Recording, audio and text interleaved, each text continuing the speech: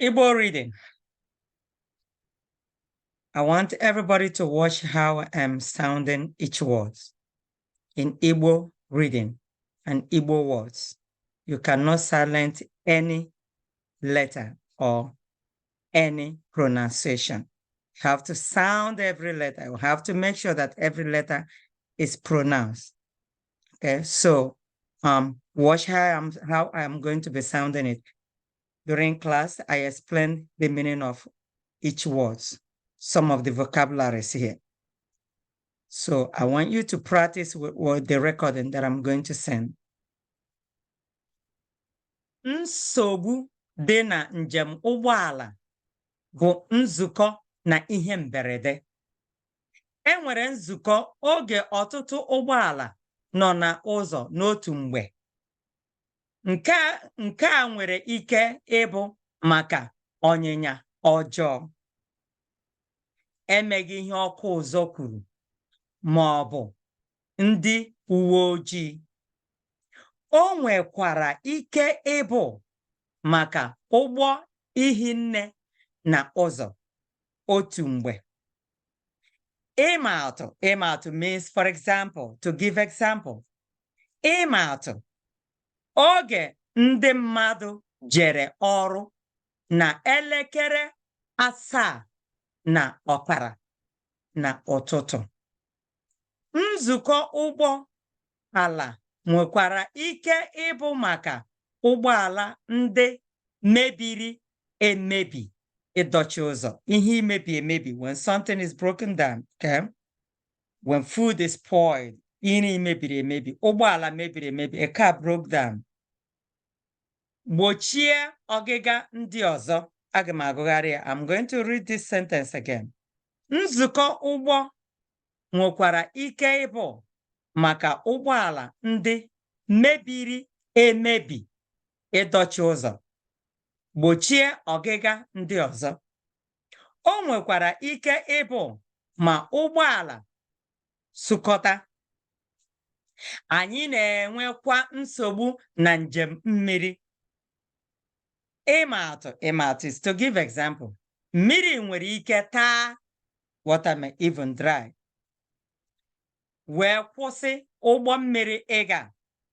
Ụgbọ mmiri nwere ike mebie ma ọ bụ na-ehi ehi. Mmiri hiri nne ga na-abata n'ime ya.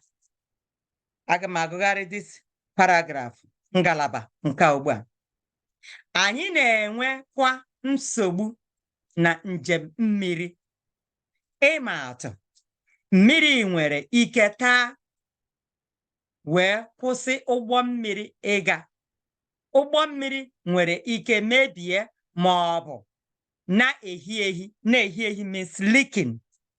Mmiri hiri nne, a lot of water, ga na-abata n'ime ya, will be flowing inside the ship. O nwere ike ikpu ekpu, it may even tumble or sink. O nwere ike ikpu ekpu. Dịka ọ dị, njini ụgbọ elu is njini. Njini means the engine. That's what is njini. The engine of the car, of the boat, or the plane. Njini means the engine. Dịka ọ dị, njini ụgbọelu nwere ike, ụgbọelu means airplane. Njini ụgbọelu nwere ike mebie ma ọ bụ nwụrụ ọkụ may go into flames. Dịka ọ dị, njini ụgbọelu nwere ike mebie ma ọ bụ nwụrụ ọkụ. Nke a nwere ike ịbụ maka mmebi electric. See how it's written in Igbo, not in English. Electric ma ọ bụ ịna oke ọkụ, ma ọ bụ ịna oke ọkụ, maybe so heated up, ma ọ bụ ịna oke ọkụ n'ihe dịka mmebi. Ọzọkwa, na ihe dịka mmebi na ụgbọ njem. Anyị ga-akpọ ndị ọrụ okporo igwe engineer, okay? Engineer is called ọrụ okporo igwe, okay? Anyị ga-akpọ, we will call the engineers, okay, or mechanics, okay? Anyị ga-akpọ ndị ọrụ okporo igwe, engineers, that's what engineer, ka ha dozie ha, to fix them.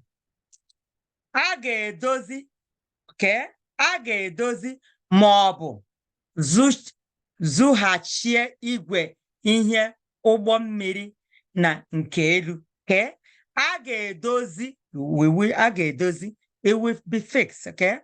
Ma ọ bụ zụghachie ngwa ihe ụgbọ mmiri na nke elu.